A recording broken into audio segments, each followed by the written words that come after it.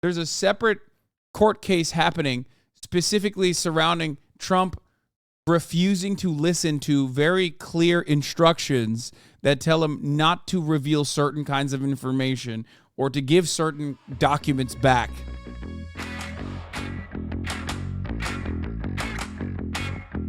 You know what I mean? The judge that says Trump's right to free speech in the January 6th case is not absolute.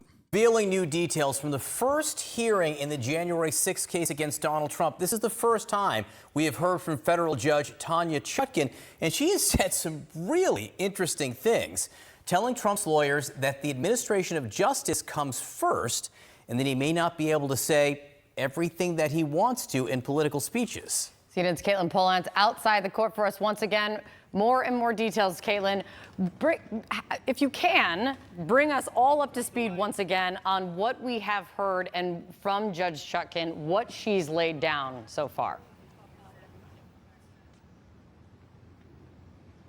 Well, this hearing isn't over yet, but I like that, going back to this, but I like that the charges against Joe Biden revolve around like possibly investigating his son and then having his son be arrested on or having his son be charged with like gun charges and like tax evasion, blah, blah, blah, all this other stuff. It's like this massive puzzle that you need to solve to be able to like potentially get to Joe Biden. And ultimately you don't really get to Joe Biden. There's a bottleneck there. But with Trump, it's like he very openly and very clearly said, knowing full well that it was, not allowed, he very clearly engaged in a criminal conspiracy to defraud the American public and try to fraudulently change a slate of electors and also potentially utilize violence and successfully actually utilize violence and an insurrection on January 6th to stop the vote certifications from happening, the ballot certifications from happening in Congress. Like all of that is so open and shut. He's right in the fucking middle of it. It's just got to be a sad day if you're a Republican. You got to do like 20 different mental gymnastics exercises to be able to make it seem like the criminal justice system is like completely stacked against our brave, bold, beautiful patriots here who have done nothing wrong. And also the Democrats, they are the ones who are doing everything wrong. You know? It's awesome. even the things that she's done so far have given limitations to Donald Trump and made clear that he needs to watch what he says publicly versus what he's learning behind the scenes as he prepares for trial, even though he's a political candidate out there giving speeches and posting on social media. One of the things that she has already said that is going to happen is that when Donald Trump learns any information he didn't know before from witness interviews that the Justice Department did, sensitive witness interviews, he's not going to be able to disclose that. That's an order from the court, and that is an order from the court that is going to be above and beyond any sort of free speech claims that Donald Trump may make. The judge here has been quite clear, saying that his speech is able to be limited. The First Amendment does have limitations to it, and that she is not going to be... He said it, folks. She said it. This judge hates free speech, folks. She said it. She said it's not absolute. Can you believe it? Can you believe it? It's absolute, folks. Where I come from, it's absolute, except the N-word. There's two different N-words, folks. You can't say either. You can't say either of those words. You'd be able to say it back in the day. Very dangerous. Doing things based on what is happening in the political sphere. She is a judge. It is separate. One of the quotes that really jumps out from this hearing today, the fact that he is running a political campaign currently has to yield to the administration of justice. And if that means he can't say exactly what he wants to say in a political speech, that is just how it's going to have to be.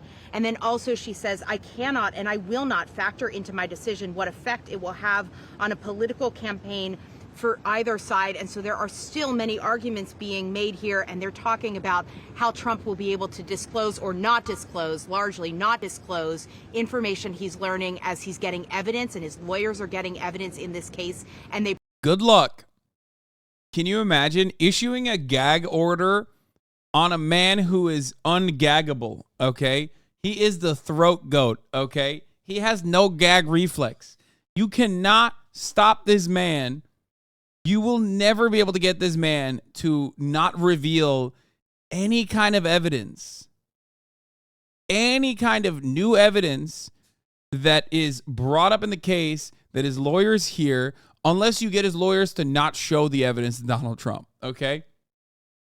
Every single new thing that he learns, he's going to immediately go to Truth Social and yell about, because he thinks this is a court case that he can win in the eyes of the public, which is not wrong. That's the only way you could win this court case. Kind of like you fucking own, dude. Fucking own. Yeah, kind of like me. I'm just like Trump. Thank you. I love Trump, and you're absolutely correct. It's like, what happens if he violates it, though? I mean, I don't know. What are they going to do? Hold him in contempt of court? I mean, that'd be super sick. I just don't know that. I don't know what would happen. There's a lot of unknowns here, guys. I wish I could tell you. Yeah. Are you telling me that the guy that showed Kid Toucher Rock invasion plans won't obey a gag order? Yeah. I don't think.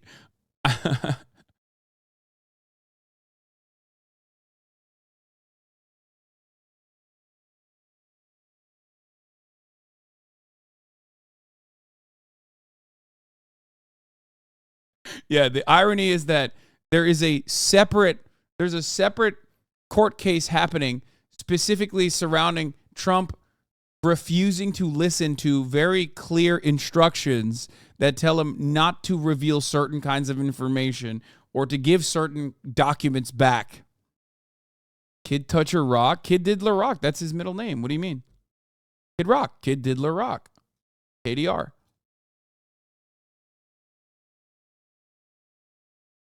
Prepare for trial, but also Judge Chutkan is clearly issuing quite a warning to Trump and his defense team that he needs to be careful not to obstruct justices, not to intimidate witnesses, and that is a real thing, a real line that he could cross if he keeps talking publicly about witnesses in this case. She's really tried to avoid it being specifically about any witness in particular. His lawyers have brought up Mike Pence. That's something the Justice Department also had flagged here. But this is quite a clear sign from the judge. And on top of that, they're still working out some details in this situation, how much Trump can review evidence, where he can review evidence, who can be with him, also how they will designate the evidence in this case as it gets handed over. What are the things that Trump specifically can't share more widely versus what can he incorporate into his political speech? But so far, this is quite a set of things that the judge has said, really taking on a lot more than just the legal issues in this case, which I might note have largely been in line with what Donald Trump's lawyers have agreed to or have proposed so far. All right, Caitlin Polans, don't go far, because we keep getting new reports from inside the courtroom. For standby, if you will, for just a moment. We also have Paula Reed, who's been inside the courtroom. She's making her way out, so we're going to be able to hear from Paula what she saw and heard inside the courtroom as well. In the meantime, joining us right now is former Assistant U.S. Attorney Nick Ackerman for more on this. Nick, Caitlin has been laying all of this out for us, what has been coming out from court, what the judge has been talking about. Just before we jump into some of her quotes and things we've heard from the judge, overall, what do you take from what we're hearing from the judge so far? None of this is very surprising. This is a very standard protective order that the government wants. The purpose of a protective order is for the defendant to be able to get discovery and use it for his defense, not to put on a public display or contest the allegations in a public forum. He's already agreed to two protective orders that are almost exactly the same in both the Miami classified documents case and the New York case prosecution. So none of this is surprising. I think she's essentially going to be putting in place. Oh, yeah, this is Fryer as well. Here you go. Breaking news, bail hearing for FTX founder Sam Bankman-Fried left the judge convinced that he had repeatedly tried to influence witnesses against them. The judge then revoked his bail. Now, of course, if there was any fucking real justice in the world, if the justice system was actually not two-tiered, where the rich and powerful got the same kinds of consequences, okay, then Donald Trump would also get a similar kind of approach. I mean, they should behave. They should treat Donald Trump like any other person, right? He's just a guy. Donald Trump comes in this chat at the top of the hour. He's seeing a 3-minute ad break. Unless he subscribes. Doesn't have a lot of money. All the super PACs are actually juicing his lawsuits, so probably doesn't have any money to spend here. Probably will not be able to avoid the 3-minute ad break unless he subscribes for $5 or for free with the Twitch Prime. He can use Melania or Barron Trump's Amazon Prime account connected to his Twitch account and get one free Prime subscription to use it here. He could also get gifted a sub if he's lucky. Here's a 3-minute ad break now. But two-tier justice system, this won't happen to him. Only reason why it's happening to Sam Bankman-Fried is because he's broke.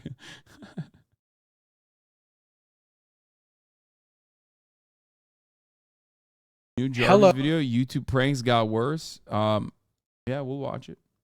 The order that the government has asked for, and based on the comments that I heard, it just reaffirms my opinion that this case is going to trial in January or February of next year.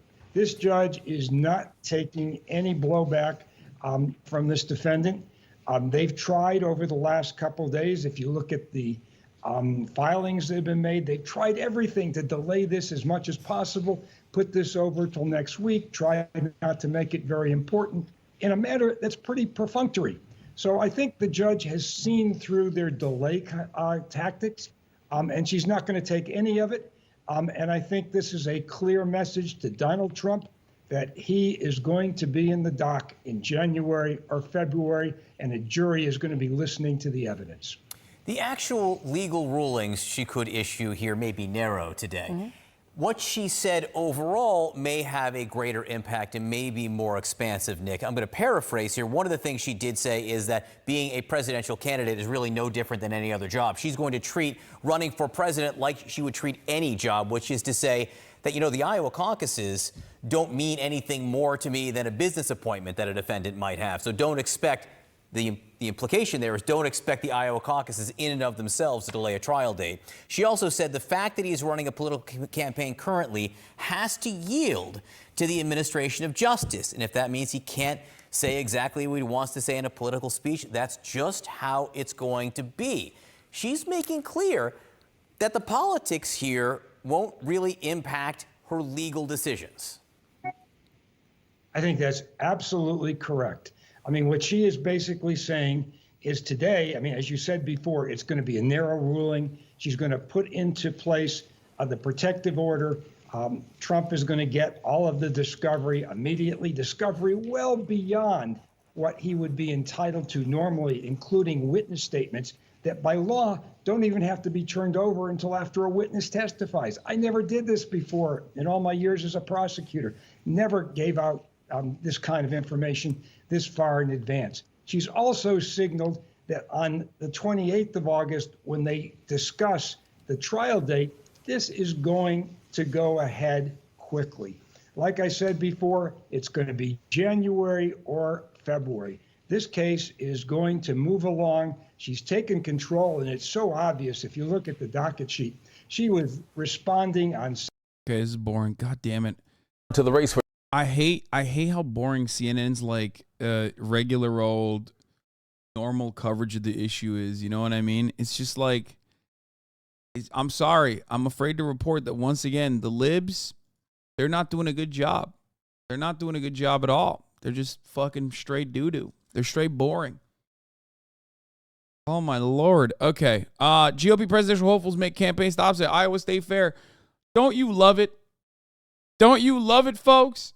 The Iowa State Fair is back. The only time where we all get together collectively, okay, we all get together and act like Iowa exists as a state. It's great. It's wonderful. Love when this happened.